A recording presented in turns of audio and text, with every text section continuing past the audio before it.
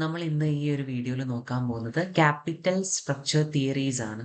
Okay, ഒരു കമ്പനീൻ്റെ capital ഡെപ്റ്റ് വേണോ equity വേണോ എന്നൊക്കെ തീരുമാനിക്കുന്ന അതിനെ സംബന്ധിച്ച് പറഞ്ഞ 3 തിയറീസ് ആണ് നമുക്ക് പഠിക്കാനുള്ളത്. നോക്കിക്കേ, തിയറീസ് ഓൺ ക്യാപിറ്റൽ സ്ട്രക്ചർ, അതായത് തിയറീസ് ഓൺ ക്യാപിറ്റൽ സ്ട്രക്ചർ, അതല്ലെങ്കിൽ ഇതിനെ വിളിക്കുന്ന മറ്റൊരു പേരാണ് ഗിയറിംഗ് തിയറീസ് എന്നും വിളിക്കാറുണ്ട്. നമുക്ക് 3 തിയറിയാണ് പഠിക്കാനുള്ളത്. ട്രഡീഷണൽ വ്യൂ തിയറിയും അതേപോലെ MM തിയറി വിത്തൗട്ട് ടാക്സും തിയറി വിത്ത് ടാക്സും ആണ് പഠിക്കാനുള്ളത്. നമുക്ക് ആദ്യം എന്താണ് traditional view of capital structure theory എന്താന്ന് നോക്കാം.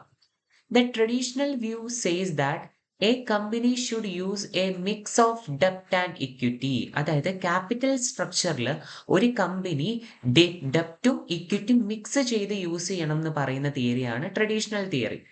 At first increasing ഡെപ്റ്റ് is good because ഡെപ്റ്റ് is cheaper than equity. ശരിയല്ലേ?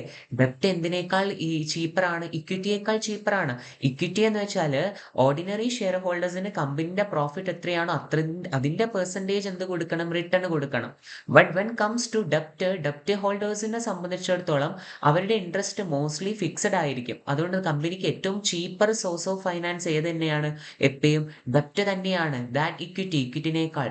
സോ ദ വാക്ക് falls and the value of the company increase. അപ്പോൾ ഏറ്റവും കൂടുതൽ ഡെപ്റ്റ് എന്ന് എടുത്തു കഴിഞ്ഞാൽ എന്താണ്? വാക്ക് ഫോളോ ചെയ്യാൻ തുടങ്ങും. കാരണം എന്താ? വാക്ക് എന്തുകൊണ്ടാണ് കുറയുന്ന? Weighted average cost of capital ഡെപ്റ്റില് എന്തിനേക്കാൾ ചീപ്പറാണ്? ഇക്വിറ്റിയേക്കാൾ ചീപ്പറാണ്. ഇക്വിറ്റി ഷെയർ ഹോൾഡേഴ്സിന് കൊടുക്കുമ്പോൾ എന്തായിരിക്കും? കോസ്റ്റ് ഓഫ് ഇക്വിറ്റി കൂടുതലായിരിക്കും അല്ലേ?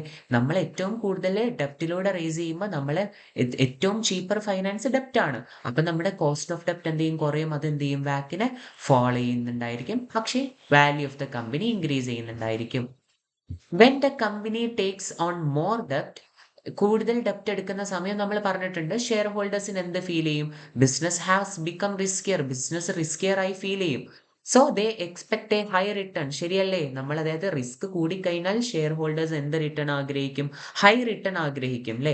അപ്പൊ എന്ത് ചെയ്യും? കോസ്റ്റ് ഓഫ് ഇക്വിറ്റി ഇൻക്രീസ് ചെയ്യും. ശരിയല്ലേ? അതായത് കമ്പനി കൂടുതൽ ഡെപ്റ്റിലോട്ട് ഫോക്കസ് ചെയ്യുമ്പോൾ, ഡെപ്റ്റ് ചീപ്പർ സോഴ്സ് ഓഫ് ഫൈനാൻസ് ആണെന്ന് പറഞ്ഞു. അപ്പൊ കമ്പനി കൂടുതൽ ഡെപ്റ്റിലോട്ട് ഫോക്കസ് ചെയ്യുമ്പോൾ എന്താ സംഭവിക്കുക? ഷെയർ ഹോൾഡേഴ്സ് എക്സ്പെക്ട് ചെയ്യും high return because their financial risk is increasing. ഡെപ്റ്റ് കൂടി കഴിയുമ്പോൾ എന്താണ്? ഷെയർ ഹോൾഡേഴ്സിന്റെ റിസ്ക് കൂടുകയാണ്. അപ്പൊ എന്ത് ചെയ്യും? അവർ അധികം റിട്ടേൺ ചോദിക്കും. അപ്പൊ എന്ത് ചെയ്യും? ഇൻക്രീസ് ചെയ്യാൻ തുടങ്ങും. At this stage, the increase in KE becomes greater than the benefit of using cheap debt, so the WACC start to raise. അതായത് ഈ മൊമെന്റില് എന്താണ് സംഭവിക്കുന്നത്? എന്ത് ചെയ്യും? കൂടും. അതായത് ഷെയർ ഹോൾഡേഴ്സ് ഹൈ റിട്ടേൺ ചോദിക്കും. എന്തിനേക്കാൾ? ബെനിഫിറ്റ് യൂസിങ് ചീപ്പ് ഡെപ്റ്റ്. അതായത് ഡെപ്റ്റ് ആണ് ചീപ്പ് എന്നൊക്കെ നമ്മൾ പറഞ്ഞു. അതിൽ നിന്ന് കിട്ടുന്ന ബെനിഫിറ്റിനേക്കാൾ കൂടുതൽ കോസ്റ്റ് റിട്ടേൺ ആര് ചോദിക്കും എന്നാണ് പറയുന്നത്? ഷെയർ ഹോൾഡേഴ്സ് ചോദിക്കും. ശരിയല്ലേ? കൂടുതൽ ഡെപ്റ്റ് ആകുമ്പോൾ അവരുടെ റിസ്ക് കൂടും. അപ്പൊ എന്ത് ചെയ്യും? നമ്മൾ ഡെപ്റ്റ് ത്രൂ എന്നെ ഫൈനാൻസ് ചെയ്യുമ്പോൾ എന്താ നമ്മൾ പറഞ്ഞു? ചീപ്പർ സോഴ്സ് ഓഫ് ഫൈനാൻസ് ആണ്. അപ്പൊ കമ്പനിക്ക് ബെനിഫിറ്റ് ആയിരുന്നു. ബാക്ക് കുറയും അല്ലെ? പക്ഷെങ്കിൽ തോനെ ഡെപ്റ്റ് ആകുമ്പോൾ എന്ത് ചെയ്യും? Share holders high return charge ചെയ്യും. അപ്പൊ എന്ത് ചെയ്യും? കൂടും. അപ്പൊ എന്ത് ചെയ്യും? വാക്കും കൂടും. ഇതാണ് ട്രഡീഷണൽ വ്യൂ തിയറി പറയുന്നത്. If the company uses too much debt, both shareholders and lenders become worried about the risk of the bankruptcy. അല്ലേ? അവരെന്തായും വെറീഡ് ആവുന്നുണ്ടായിരിക്കും. As a result both the cost of ഇക്വിറ്റിയും കോസ്റ്റ് ഓഫ് ഡെപ്റ്റും ഇൻക്രീസ് ചെയ്യും. അതായത് കെയും കൂടും KDയും കൂടും. അതായത് നമ്മൾ ഒരുപാട് എന്തെടുക്കുമ്പോൾ ഡെപ്റ്റ് എടുക്കുമ്പോൾ ബാങ്കിനും പേടി വരുന്നത് തുടങ്ങൂലേ? ഡെപ്റ്റ് ചീപ്പർ സോഴ്സ് ഓഫ് ഫൈനാൻസ് ആണെങ്കിൽ കൂടി ഒരു കമ്പനിക്ക് പരിധിയിൽ ഡെപ്റ്റ് എടുക്കുമ്പോൾ എന്താ സംഭവിക്കുന്നുണ്ടാവുക? ബാങ്കുകാർക്കും റിസ്ക് കൂടുതലാണ്. അപ്പൊ അവരെന്ത് ചെയ്യും? ഹൈ കോസ്റ്റ് ഓഫ് ഡെപ്റ്റ് ചാർജ് ചെയ്യും. അപ്പൊ എന്താ സംഭവിക്കുക? കെയും കൂടും. അതായത് ഷെയർ ഹോൾഡേഴ്സ് റിസ്ക് കൂടിയത് കൊണ്ട് അവർ ഹൈ റിട്ടേൺ ചാർജ് ചെയ്യും. അതേപോലെ KDയും കൂടുന്നുണ്ടായിരിക്കും. അതുകൊണ്ട് വാക്ക് എന്ത് ചെയ്യാൻ തുടങ്ങും? റൈസ് ചെയ്യാൻ തുടങ്ങും. എന്ത് ചെയ്യാൻ തുടങ്ങും? കൂടാൻ തുടങ്ങും. നോക്കിക്കേ, according to traditional view there is an optimal level of gearing. അതായത് ഏറ്റവും അനുയോജ്യമായ ഒരു ഗിയറിംഗ് പോയിന്റ് ഉണ്ട്. വേർ ദ വാക്ക് is lowest and value of the company at highest. നോക്കിക്കേ, ഇതാണ് ഗ്രാഫ് നമ്മൾ. അതായത് നമ്മൾ എക്സ് ആക്സിസിൽ ഗിയറിംഗ് പ്രൊപ്പോർഷനും വൈ ആക്സിസിൽ കോസ്റ്റ് ഓഫ് ക്യാപിറ്റലും ആണ് കൊടുക്കുന്നത്. നോക്കിക്കേ, ആദ്യം ഗിയറിംഗ് ഇങ്ങനെ പോയിക്കൊണ്ടിരിക്കുമ്പോൾ വാക്ക് എന്താ ചെയ്യുന്നത്? നമ്മൾ ഡെപ്റ്റ് എടുക്കുന്നവരെ ഇങ്ങനെ വാക്ക് കുറഞ്ഞുകൊണ്ടിരിക്കുകയാണ്. ചെറുതായിട്ട് കൂടുന്നുണ്ട്. ഈ ഒരു ഒപ്റ്റിമൽ പോയിന്റ് വരെ വാക്ക് എന്ത് ചെയ്യാണ്? കുറഞ്ഞുകൊണ്ടിരിക്കുകയാണ്. പക്ഷെങ്കിൽ അതും കഴിഞ്ഞു കഴിഞ്ഞാൽ, അതായത് അതും കഴിഞ്ഞു കഴിഞ്ഞാൽ, ഈ ഒപ്റ്റിമൽ പോയിന്റ് കഴിഞ്ഞ് കഴിഞ്ഞാൽ കമ്പനി ഇങ്ങനെ ഗിയറിങ് കൂട്ടുമ്പോൾ എന്താ സംഭവിക്കുക? ഹൈ കെ ചാർജ് ചെയ്യും, ഹൈ റിട്ടേൺ ആര് ചാർജ് ചെയ്യും? ഷെയർ ഹോൾഡേഴ്സ് ചാർജ് ചെയ്യും. അപ്പം എന്ത് സംഭവിക്കും? വാക്ക് മെല്ലെ റേസ് ചെയ്യാൻ തുടങ്ങും. അതായത് മാക്സിമം ഡെപ്റ്റിലും നമ്മൾ റേസ് ചെയ്തെത്തുമ്പം എന്താ സംഭവിക്കുക? നമ്മൾക്ക് തരുന്ന ലോണ് തരുന്ന ലെൻഡേഴ്സും എന്ത് ചെയ്യാൻ തുടങ്ങും? ഡെപ്റ്റ് ഇൻക്രീസ്, അതായത് ഡെപ്റ്റിനുള്ള ഇൻട്രസ്റ്റ് ഇൻക്രീസ് ചെയ്യാൻ തുടങ്ങും. അപ്പം എന്തും കൂടും? കെ ഡിയും ഇൻക്രീസ് ചെയ്യും. ഇതാണിടാ എന്തിൻ്റെ ഗ്രാഫ്? ട്രഡീഷണൽ തിയറിയുടെ ഗ്രാഫ് എന്ന് പറയുന്നത്. നമുക്ക് ഈ തിയറിയുടെ കൺക്ലൂഷനിലേക്ക് നോക്കാം. According to traditional view, there is an optimal level of gearing. ഏറ്റവും ഒപ്റ്റിമൽ നല്ല പോയിന്റ് വരെ ഗിയറിംഗ് എടുക്കുന്ന പോയിന്റ് ആണ് എക്സ്. ഞാൻ ഇതായി മാർക്ക് ചെയ്ത് കണ്ടോ. ഇവിടെ വരെ ഗിയറിംഗ് എടുക്കുന്ന പോയല്ല, പ്രശ്നമല്ല. ഈ ഒരു പോയിന്റിൽ എന്താണ് സംഭവിക്കുന്നത്? വാക്ക് ലോവസ്റ്റാ, ഏറ്റവും ലോവസ്റ്റ് ആയി നമുക്ക് അവൈലബിൾ ആവുന്ന വാക്ക് ഏത് വരെയാണ്? ഈ ഒരു എക്സ് പോയിന്റ് വരെയാ. എക്സ് കഴിഞ്ഞാൽ വാക്ക് എന്ത് ചെയ്യാണ്? കൂടുകയാണ്. കാരണം റിസ്ക് കൂടുമ്പോൾ എന്ത് ചെയ്യും? കെ എന്ത് ചെയ്യും? കൂടും അല്ലെ? Share holders high return charge ചെയ്യും. നോക്കിക്കേ, at the point walk is the lowest because overall return required by the ഡെപ്റ്റ് holders and share holders minimum. കെയും എന്താ മിനിമത്തിലാണ് അപ്പുള്ളത്. സിൻസ് ദ വാക്ക് is at lowest, the market value of the company at highest. അതായത് വാക്ക് ഏറ്റവും normal ആവുന്ന point, അതായത് ഈ X പോയിന്റിലാണ് കമ്പനിയുടെ value എന്ത് ചെയ്യുന്നത്? ഏറ്റവും ഹയസ്റ്റ് ആയിട്ടുണ്ടാവുക. ഒന്ന് ഓർത്തിരിക്കണേ. ഈ ട്രഡീഷണൽ വ്യൂ പറയുന്നത് എന്താണ്? വാക്ക് ഏറ്റവും മിനിമം ആവുന്ന പോയിന്റിലാണ് കമ്പനിക്ക് എന്തുണ്ടാവുക? ഏറ്റവും വാല്യൂ ഹയസ്റ്റ് ആയി ഉണ്ടാവുക. ഈ പോയിന്റിൽ ഏതാണ് ഏറ്റവും വാക്ക് മിനിമം ആവുന്നത്? ഈ ഒരു ഒപ്റ്റിമൽ പോയിന്റ് ആണ് കേട്ടോ. അവിടെ എന്തായിരിക്കും? കെയും മിനിമം ആയിരിക്കും, കെ ഡിയും മിനിമം ആയിരിക്കും എന്നാണ് ഈ തിയറി പറയുന്നത്. സോ ഈ തിയറി ക്ലിയർ ആണെന്ന് ഞാൻ വിശ്വസിക്കുന്നു. ഇനി നമുക്ക് മുന്നോട്ട് പോവാം. അടുത്ത രണ്ടാമത്തെ തിയറിയാണ് മൊഡിഗ്ലാനി ആൻഡ് മില്ലർ MMN തിയറിന്റെ നോ ടാക്സ് അഡ്ജസ്റ്റ്മെന്റ് ഇല്ലാത്തൊരു തിയറിയാണ് ഇയാൾ പറയുന്നത്. നോക്കിയാലോ, എന്താണ് ഈ തിയറി പറയുന്നത്? അക്കോർഡിംഗ് ടു എം പറയുകയാണ്, capital structure does not affect the value of a company. ഇയാൾ പറയുന്നത് എന്താന്ന് വെച്ചാൽ, ക്യാപിറ്റൽ സ്ട്രക്ചർ എന്ത് ചെയ്യുന്നില്ല? ഒരു കമ്പനിയുടെ വാല്യൂവിനെ അഫക്റ്റ് ചെയ്യുന്നില്ല. അതായത് നിങ്ങൾ എത്ര ഡെപ്റ്റ് യൂസ് ചെയ്തോ, നിങ്ങൾ എത്ര എക്വിറ്റി യൂസ് ചെയ്തോ, അതെന്ത് ചെയ്യുന്നില്ല? വാല്യൂ ഓഫ് എ കമ്പനി, ഒരു കമ്പനിയുടെ വാല്യൂവിനെ അഫക്റ്റ് ചെയ്യുന്നില്ല എന്ന്. കുറച്ച് മണ്ടത്തരമുള്ള തിയറിയാണ് അല്ലേ? നമ്മുടെ ക്യാപിറ്റൽ സ്ട്രക്ചർ എന്ത് ചെയ്യുന്നുണ്ട്? നമ്മുടെ കമ്പനീന്റെ വാല്യൂവിനെ ഒബ്വിയസ്ലി എന്ത് ചെയ്യുന്നുണ്ട്? അഫക്റ്റ് ചെയ്യുന്നുണ്ട്. As the company increases its ഡെപ്റ്റ്, അതായത് കമ്പനി അതിന്റെ ഡെപ്റ്റ് കൂട്ടുകയാണെങ്കിൽ, the cost of equity increases in direct proportion because shareholders face higher financial risk. അല്ലെ? ശരിയാണ്. കമ്പനി ഡെപ്റ്റ് ഇൻക്രീസ് ചെയ്യുന്ന സമയത്ത് കോസ്റ്റ് ഓഫ് ഇക്വിറ്റി എന്ത് ചെയ്യും? ഇൻക്രീസ് ചെയ്യും. കാരണം എന്താണ്? ബിക്കോസ് ഷെയർ ഹോൾഡേഴ്സ് എന്ത് risk? High financial risk face ചെയ്യുന്നുണ്ടാകുമ്പോൾ അവർ ഹൈ റിട്ടേൺ ചാർജ് ചെയ്യും. അല്ലെ? The increase in cost of equity, അതായത് കെയിലുള്ള increase exactly offset the benefit of using ചീപ്പ് ഡെപ്റ്റ്. അതായത് ഡെപ്റ്റ് ആണ് ഏറ്റവും ചീപ്പ് എന്ന് പറഞ്ഞു. അപ്പൊ കെ കൂടുന്നത് എന്ത് ചെയ്യും? ഓഫ്സെറ്റ് ചെയ്ത് കളയും. ഈ ചീപ്പ് ഡെപ്റ്റ് എടുക്കുന്ന ഇതിൽ നിന്ന് കിട്ടുന്ന ബെനിഫിറ്റ് എന്ത് ചെയ്യും? കെ കൂട്ടി അത് രണ്ടുകൂടെ ഓഫ്സെറ്റ് ചെയ്തും 0 ആയി പോവും അല്ലേ? So the walk remain constant. അതുകൊണ്ട് തന്നെ വാക്ക് എന്തായിരിക്കും? കോൺസ്റ്റന്റ് ആയിരിക്കും എന്നാണ് ഇയാൾ പറയുന്നത്. അതായത് നമ്മൾ ഡെപ്റ്റിലൂടെ ഫൈനാൻസ് ചെയ്യുന്നതിൽ കിട്ടുന്ന ബെനിഫിറ്റ്, നമ്മൾ തോനെ ഡെപ്റ്റ് എടുക്കുമ്പോൾ കെ കൂടുമല്ലോ. അപ്പൊ ഈ കെയിൽ ഉണ്ടാവുന്ന ഇൻക്രീസും ഈ ഒരു ഡെപ്റ്റിൽ നിന്ന് എടുത്ത ബെനിഫിറ്റും, അതായത് ഡെപ്റ്റ് ചീപ്പർ സോഴ്സ് ഓഫ് ഫൈനാൻസ് ആയതുകൊണ്ടുള്ള ബെനിഫിറ്റും തമ്മിൽ എന്ത് ചെയ്യും? ഓഫ്സെറ്റ് ആയി പോകും. അപ്പൊ എന്ത് ചെയ്യില്ല? രണ്ടും കൂടെ കുറേ ചെയ്യുന്നില്ല. അതിന് പകരം എന്ത് ചെയ്യും? വാക്ക് കോൺസ്റ്റന്റ് ആവുന്നതാണ് പറയുന്നത്. നോക്കിക്കേ, since the walk does not change, walk change ആവില്ല, the value of company also remain unchanged. ഇയാൾ പറയുന്നത് എന്താണ്? ക്യാപിറ്റൽ സ്ട്രക്ചർ എന്തും ആയിക്കോട്ടെ, അതെന്ത് ചെയ്യുന്നില്ല? കമ്പനിന്റെ വാല്യൂവിനെ എഫക്ട് ചെയ്യുന്നില്ല. നോക്കിക്കേ, ഇവിടെ ഇയാൾ പറയുമ്പോൾ നോക്കിക്കേ, ഇയാൾ ഏറ്റവും ഗിയറിംഗ് കൂടുന്നതിനനുസരിച്ച് എന്ത് കൂടുന്നുണ്ട്? കോസ്റ്റ് ഓഫ് ഇക്വിറ്റി കൂടുന്നുണ്ട്. പക്ഷെങ്കിൽ വാക്ക് കണ്ടോ? വാക്ക് റിമെയിൻ കോൺസ്റ്റന്റ് ആണെന്നാണ് പറയുന്നത്. അതേപോലെ കമ്പനിന്റെ വാല്യൂം കണ്ടോ? എന്താണ്?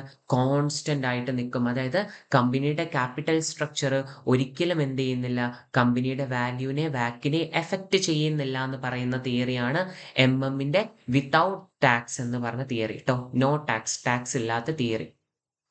ഇതിന്റെ കൺക്ലൂഷൻ നോക്കിയാലോ. According to M&M without tax gearing is irrelevant. നിങ്ങളുടെ കമ്പനി കടമെടുക്കുന്നത് എന്താണ്? ഇറലവൻ്റ് ആണ്. അത് ക്യാപിറ്റൽ സ്ട്രക്ചർ എന്തും ആയിക്കോട്ടെ, അതെന്ത് ചെയ്യുന്നില്ല, ബാധിക്കുന്നില്ല. The company can use any mix of ഡെപ്റ്റ് ആൻഡ് ഇക്വിറ്റി. ഇഷ്ടമുള്ള ഡെപ്റ്റും ഇക്വിറ്റിയും യൂസ് ചെയ്യാന്നാ പറയുന്നത്. അങ്ങനെ പറ്റൂല്ല അല്ലെ? Because changing the capital structure does not affect shareholders wealth or value of the company. M&M പറയുന്നത് എന്താണ്? നിങ്ങൾ ഏത് ക്യാപിറ്റൽ സ്ട്രക്ചർ വേണമെങ്കിലും യൂസ് ചെയ്തോ, അത് ഒരു തരത്തിലുള്ള ഇമ്പാക്റ്റും ഷെയർ ഹോൾഡേഴ്സിന്റെ വെൽത്തിലോ വാല്യൂ ഓഫ് ദ കമ്പനി, അതായത് കമ്പനിയുടെ വാല്യൂയിലോ എന്ത് ചെയ്യുന്നില്ല, മാറ്റം വരുത്തുന്നില്ല എന്നാണ് പറയുന്നത്. പക്ഷെ ഇൻ റിയാലിറ്റിയിൽ ഒബ്വിയസ്ലി ചേഞ്ച് വരൂലേ? പക്ഷെങ്കിൽ ഈ മെത്തേഡ്, ഈ ഒരു M&Mന്റെ വിത്തൗട്ട് ടാക്സിൽ പറയുന്നത് അദ്ദേഹം എന്താണ്, നിങ്ങൾ ഏത് ഡെപ്റ്റ്, മിക്സ് ഓഫ് ഡെപ്റ്റ് ആൻഡ് ഇക്വിറ്റി നിങ്ങൾ യൂസ് ചെയ്തോ, പക്ഷെങ്കിൽ അത് എന്ത് ചെയ്യുന്നില്ല, ഷെയർ ഹോൾഡേഴ്സിന്റെ വെൽത്തിനെയോ അതേപോലെ വാല്യൂ ഓഫ് ദ കമ്പനീനെ എഫക്റ്റ് ചെയ്യുന്നില്ല. നമ്മൾ അസംഷൻസ് നോക്കിയിട്ടുണ്ടല്ലേ? M&Mന്റെ തിയറി വിത്തൗട്ട് ടാക്സിലുള്ള അസംഷൻസ് എന്തൊക്കെയാ? ടാക്സേഷൻ ഇല്ല എന്നാണ് അത് അസ്യൂം ചെയ്യുന്നത്. ക്യാപിറ്റൽ മാർക്കറ്റ് പെർഫെക്റ്റ് ആണ്, ഒരു റിസ്കും ഇല്ല. All investors have the same information. എല്ലാ ഇൻവെസ്റ്റേഴ്സിനും സെയിം ഇൻഫോർമേഷൻ ആയിരിക്കോ? അല്ല, ഡിഫറെന്റ് ഇൻഫോർമേഷൻസ് ആയിരിക്കും. ഇൻവെസ്റ്റേഴ്സ് മേക്ക് റേഷണൽ ഡിസിഷൻസ് എന്ന് വെച്ചാൽ ഇൻവെസ്റ്റേഴ്സ് ഏറ്റവും ബെസ്റ്റ് ഡിസിഷൻ ആയിരിക്കും എടുക്കാന്ന് അല്ലല്ലോ. റിയാലിറ്റിയിലേക്ക് വരുന്ന സമയത്ത് പല ഇൻവെസ്റ്റേഴ്സും എടുക്കുന്ന ഡിസിഷൻസ് എന്തായി പോകാറുണ്ട്, പൊട്ടിപ്പോകാറില്ലേ? പക്ഷെങ്കിൽ ഈ തിയറി അസ്യൂം ചെയ്യുന്നത് ഇൻവെസ്റ്റേഴ്സ് എല്ലാവരും ബുദ്ധിപരമായിട്ടായിരിക്കും ഡിസിഷൻസ് എടുക്കുന്നുണ്ടായിരിക്കുക. അതേപോലെ ട്രാൻസാക്ഷൻ കോസ്റ്റ് ഇല്ല, ഡെപ്റ്റ് എന്താണ്, റിസ്ക് ഫ്രീ ആണെന്നാണ് ഈ ഒരു മെത്തേഡ് അസ്യൂം ചെയ്യുന്നത്. ഇതൊക്കെ ഇതിന്റെ അസംഷൻസ് ആണ്. സോ നമുക്ക് ഇനി മൂന്നാമത്തെ തിയറിയാണ്. ഏത് theory? M&M theory with tax. ഏതാണ് തിയറി? ടാക്സ് അഡ്ജസ്റ്റ് ആയിട്ടുള്ള ഒരു തിയറിയാണ്. നമുക്ക് നോക്കിയാലോ. M&M ഫസ്റ്റ് ഈ തിയറി ഉണ്ടാക്കുന്നത് 1958ലാണ്. പിന്നെ അയാൾക്ക് 1963 ആയപ്പോൾ വീണ്ടും ഒരു ബോധോദയം വരികയാണ്, ടാക്സും കൂടെ അഡ്ജസ്റ്റ് ചെയ്യണം. ഓക്കെ, കാരണം ഡെപ്റ്റ് എടുക്കുമ്പോൾ നമുക്ക് എന്ത് കിട്ടുന്നുണ്ട്? ടാക്സ് സേവിങ് കിട്ടുന്നുണ്ട്. നമ്മൾ എല്ലാത്തിലും KD×1-T ചെയ്തത് ഓർക്കുന്നില്ലേ? കാരണം എന്താണ്? നമുക്ക് ടാക്സ് സേവിങ്സ് അവൈലബിൾ ആവുന്നുണ്ട്. നോക്കിക്കേ, M&M റിവൈസ് ചെയ്തു അദ്ദേഹത്തിന്റെ തിയറി 1963 എന്ത് ഇൻക്ലൂഡ് ചെയ്തുകൊണ്ട്? കോർപ്പറേഷൻ ടാക്സ്, അതായത് കോർപ്പറേറ്റ് ടാക്സ് ഇൻക്ലൂഡ് ചെയ്തു അദ്ദേഹത്തിന്റെ തിയറിയിലോട്ട്. They recognized that interest on debt is tax deductible. അതായത് അന്നാണ് MM ഐഡന്റിഫൈ ചെയ്യുന്നത് ടാക്സ്, അതായത് നമ്മൾ ഡെപ്റ്റിന് കൊടുക്കുന്ന ഇൻട്രസ്റ്റ് എന്താണ്, ടാക്സ് ഡിഡക്റ്റബിൾ ആണ്. സോ ഡെപ്റ്റ് give the company a tax saving. അപ്പൊ എന്ത് മനസ്സിലായി? ഒരു ബെനിഫിറ്റും കൂടെ, ഓൾറെഡി ഡെപ്റ്റ് ഇക്വിറ്റിനേക്കാൾ ചീപ്പറാണ്. അപ്പൊ ഇയാൾ ഇതും കൂടെ ഐഡന്റിഫൈ ചെയ്തു, അതായത് ഡെപ്റ്റിന് കൊടുക്കുന്ന ഇൻട്രസ്റ്റ് ടാക്സ് സേവിങ്ങും കൂടെ എന്ത് ചെയ്യുന്നുണ്ട്, കമ്പനിക്ക് തരുന്നുണ്ട്. അതിനെ ടാക്സ് ഷീൽഡ് എന്നും വിളിച്ചത് ഇയാൾ ഈ ഒരു തിയറിയിൽ. As the company increases its ഡെപ്റ്റ്, അതായത് കമ്പനി എത്രത്തോളം ഡെപ്റ്റ് ഇൻക്രീസ് ചെയ്യുന്നോ, ഗിയറിംഗ് കൂട്ടുന്നോ, അപ്പൊ എന്താ സംഭവിക്കുന്നത്? Cost of equity still increase. എന്ത് ചെയ്യും? ഉറപ്പായിട്ടും കൂടും. കാരണം എന്താണ്? കമ്പനി കമ്പനിയുടെ ഫിനാൻഷ്യൽ റിസ്ക് കൂടുകയാണ്, ഷെയർ ഹോൾഡേഴ്സിന്റെ ഫിനാൻഷ്യൽ റിസ്ക് കൂടുകയാണ്.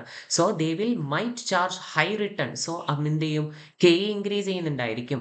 Because shareholders face higher financial risk. അത് കാരണമാണ് എന്ത് ചെയ്യുന്നത്? കോസ്റ്റ് ഓഫ് ഇക്വിറ്റി കൂടുന്നത്. ഹവർ കൂടാതെ the increase in KE is smaller than in the no tax theory because the tax savings makes ഡെപ്റ്റ് ഇവൻ cheaper. അതായത് ഇവിടെ പറയുന്നത്, നമ്മൾ മുന്നത്തെ തിയറിയിൽ പറഞ്ഞത് കോസ്റ്റ് ഓഫ് ഇക്വിറ്റിയിൽ ഉണ്ടാവുന്ന ഇൻക്രീസും ഡെപ്റ്റിൽ നിന്ന് കിട്ടുന്ന സേവിങ്ങും അല്ലെ, ബെനിഫിറ്റും, കാരണം ഡെപ്റ്റ് ചീപ്പർ സോഴ്സാ, ഇത് രണ്ടും കൂടെ ഓഫ്സെറ്റ് ആവുന്ന പറയുന്നത്. ഇവിടെ പറയുന്നത് എന്താണ്? K is smaller than no tax theory because tax savings make debt even cheaper. അതായത് K നമ്മൾക്ക് ഡെപ്റ്റ് തരുന്ന ബെനിഫിറ്റിനേക്കാൾ താഴെയാണ് Kയുടെ കോസ്റ്റ്. അപ്പൊ പ്രശ്നമില്ല. എന്താണ് ഇയാൾ പറയുന്നത്? കോസ്റ്റ് ഓഫ് ഇക്വിറ്റി ഇവിടെ സ്മോളർ ആണ്, കാരണം ഇവിടെ എന്തും കൂടെ കിട്ടുന്നുണ്ട്, നമുക്ക് ടാക്സ് സേവിങ് കൂടെ ഇൻട്രസ്റ്റ് കൊണ്ട് കിട്ടുന്നുണ്ട്. അപ്പോൾ ഡെപ്റ്റിന്റെ ബെനിഫിറ്റ് കൂടുതലാണ് കോസ്റ്റ് ഓഫ് ഇക്വിറ്റിയിലുള്ള ഇൻക്രീസിനേക്കാൾ.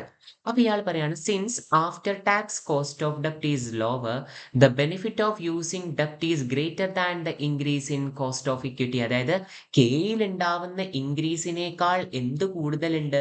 നമ്മൾക്ക് ഡെപ്റ്റിലൂടെ കിട്ടുന്ന ബെനിഫിറ്റ് എന്തിനേക്കാൾ കൂടുതലാണ്? കെയിൽ ഉണ്ടാവുന്ന ഇൻക്രീസിനേക്കാൾ കൂടുതലാണ് എന്നാണ് ഇയാൾ പറയുന്നത്. അപ്പൊ പ്രശ്നമില്ലാന്ന്. എന്താ ഇയാൾ പറയുന്നത്? കോസ്റ്റ് ഓഫ് ഇക്വിറ്റിനേക്കാൾ കൂടുതലാണ് എന്ത് നമ്മൾ ഡെപ്റ്റ് എടുക്കുമ്പോൾ നമുക്ക് കിട്ടുന്ന ബെനിഫിറ്റ് എന്നാണ് ഇയാൾ പറയുന്നത്. ആസ് എ റിസൾട്ട് അതിന്റെ ഭാഗമായിട്ട് എന്ത് കുറയും, വാക്ക് എന്ത് ചെയ്യാൻ തുടങ്ങും, ഫാൾ ചെയ്യാനായി തുടങ്ങുന്നുണ്ടായിരിക്കും. അതായത് നോക്കിക്കേ, ഗിയറിംഗ് ഇങ്ങനെ കൂടുന്നതിനനുസരിച്ച് കോസ്റ്റ് ഓഫ് ഇക്വിറ്റി കൂടുന്നുണ്ടെങ്കിൽ കൂടി വാക്ക് എന്ത് ചെയ്യാണ്, വാക്ക് കുറഞ്ഞുകൊണ്ടിരിക്കുകയാണ്. അപ്പൊ ഗിയറിംഗ് കൂടുന്നതിനനുസരിച്ച് വാല്യൂ ഓഫ് ദ കമ്പനി എന്ത് ചെയ്യുന്ന ഇയാൾ പറയുന്നത്, ഇൻക്രീസ് ചെയ്യും എന്നാണ് പറയുന്നത്.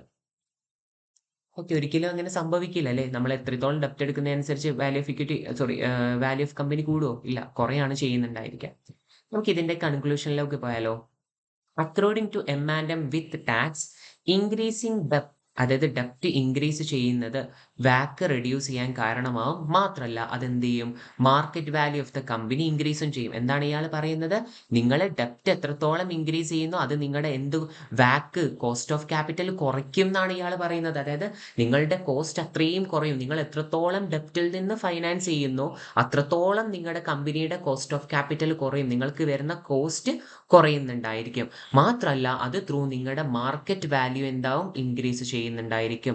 ദെർഫോർ ഇദ്ദേഹം പറയാണ്, optimum capital structure is almost 100% ഡെപ്റ്റ്. അതായത് നിങ്ങളുടെ കമ്പനിയുടെ 100%ഉം എന്തിൽ നിന്ന് തന്നെ ഫൈനാൻസ് ചെയ്യാൻ ഇയാൾ പറയുന്നത്, 100% ഡെപ്റ്റിൽ നിന്ന് എന്ത് ചെയ്യുക, ഫൈനാൻസ് ചെയ്യുക, ഇക്വിറ്റിയിൽ നിന്ന് എടുക്കുകയേ ചെയ്യരുത് എന്നാണ് ഇയാൾ പറയുന്നത്. And the company should use much ഡെപ്റ്റ് ആസ് പോസിബിൾ. എത്രത്തോളം ഡെപ്റ്റ് എടുക്കാൻ പറ്റുമോ അത്രത്തോളം ഡെപ്റ്റ് എടുക്കുന്നുണ്ടായിരിക്കുക. കാരണം ഡെപ്റ്റ് എടുക്കുന്നതിലൂടെ നമുക്ക് ഭയങ്കര ബെനിഫിറ്റ് ആണെന്നാണ് ഇയാൾ പറയുന്നത്. പക്ഷെ റിയാലിറ്റിയിൽ നമുക്ക് ആരെങ്കിലും 100% ഡെപ്റ്റ് തരുമോ? നെവർ എവർ അല്ലെ, ഒറ്റാളും 100% ഡെപ്റ്റ് തരൂല അല്ലെ. സോ ഇയാൾ പറയുന്നത് എന്താണ്, 100% നിങ്ങളോട് കഴിയുകയാണെങ്കിൽ ഡെപ്റ്റിലൂടെ തന്നെ ഫൈനാൻസ് ചെയ്യണം എന്നാണ്. So thank you.